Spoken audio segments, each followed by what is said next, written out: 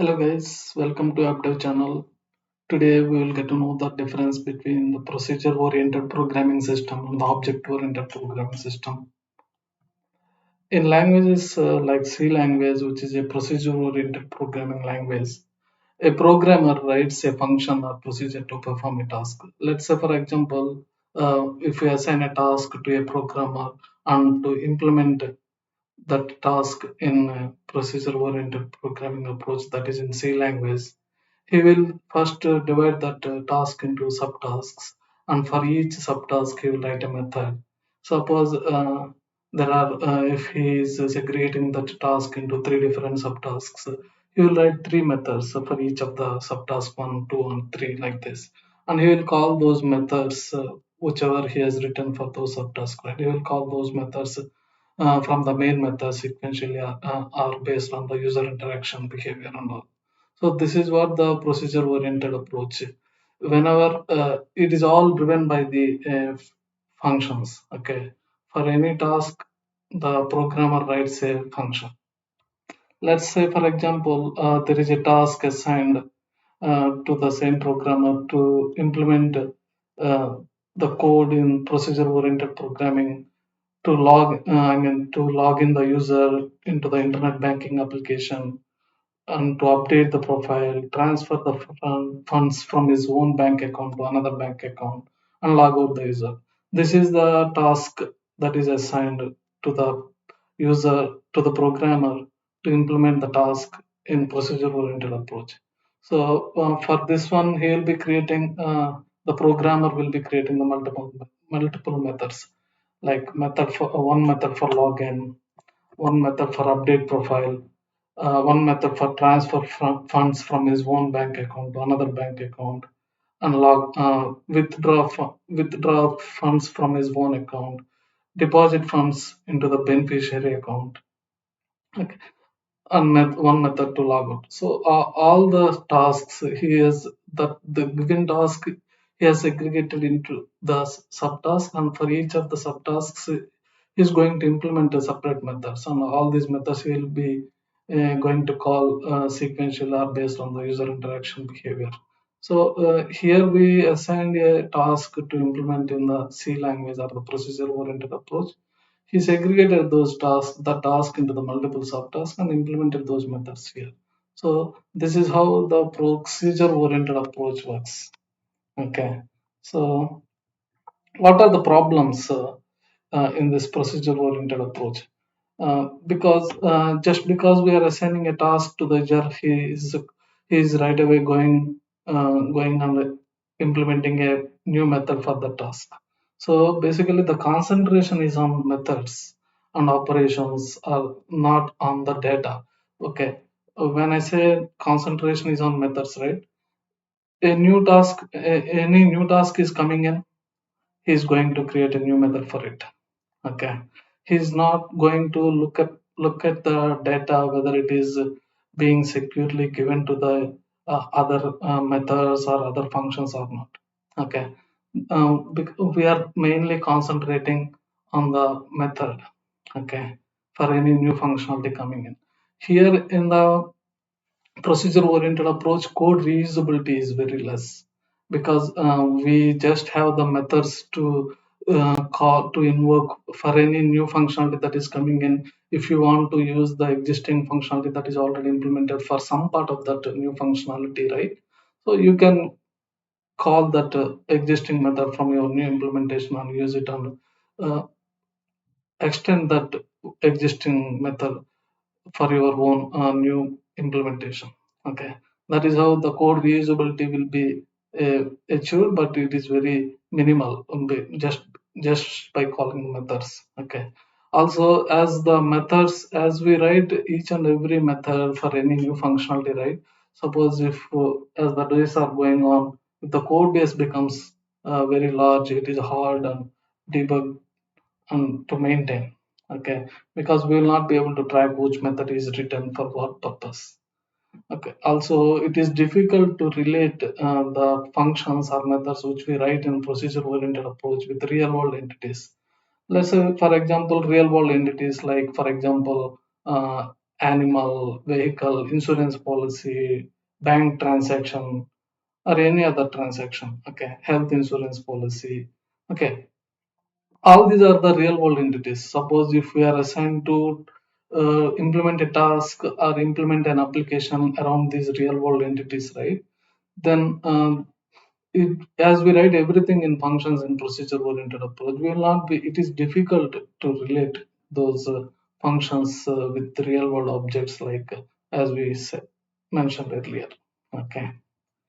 Also, the data is exposed to whole program. You cannot limit the visibility of data or operation because there are no security constructs available to limit the visibility of data. It is all we concentrate on the methods, right? So we don't concentrate on the data here. If a method is calling the other method, whatever the data is available on the other method, it will be given to the caller method. Okay, these are all the problems in procedure oriented approach.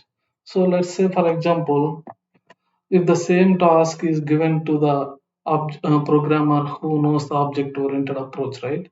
So what he will do, he will for any task, right, he will be separating that into the multiple subtasks. Okay, multiple, so for each subtask he'll be creating a different class. Okay, like this. Okay, class 1, class 2, class 3, and for each class will be having the data and methods. Okay, class 2 will be having the data and methods, class 3 will be having the data and methods that is available to the class 3. Okay, and these classes can be invoked from the class which is having the main method. Say for example, let us take our earlier example itself, where we want to log in the user to the internet banking application, transfer funds, and log out the user, update the profile and log out the user, right? So one class we can write for login and logout operations, and all the data related to the login and logout will be there uh, in that data in the properties of that class one, and login and logout operations can be performed as part of the methods of the class 1, and profile update operations can be performed in class 2. And profile data or user profile data attributes like first name, last name, whatever the properties user will be having or the customer will be having, right, all those will be available in the data properties of the class 2 object, class 2 class. And methods, if you want to get the data, if you want to update the data, delete the data, fetch the data, save the data, profile data, right, all those methods we can write in class 2 methods. And class 3 for all transactions we can write for making uh, deposit transaction, for making withdrawal transaction, another transaction amount, transaction date, time, the transaction performed by whom. All those can be defined as properties for the class 3, and methods can access those properties and invoke the transactions like deposit transaction, withdrawal transaction, and all. So this is how here we segregate the task into multiple subtasks. For each subtask, we will be creating a class for it. Okay. So what are the advantages of object-oriented programming languages? See, here for any class, right, for any subtask, we are going to create a class, and the class will be having not only the methods but also the data. Okay, so here concentration is not on the methods but also on the data. Okay, here we can provide some security to the data. We have some constructs, the security constructs or the security specifiers, access specifiers available in object-oriented programming languages. You can specify which classes are the classes outside of this class one or outside of this class two can access the data present in class 1 and class 2 or vice versa. Those security access specifiers you can specify here.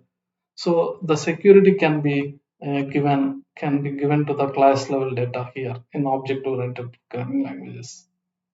Also the code reusability, right? So class 1, class 2, class 3 we have written. Suppose if we have received a new functionality in future which is having the sub part of the functionality which is already there in class 2, then we can create a new class and extend the new class from class 2. That concept is called as inheritance, which we will go further in the other videos.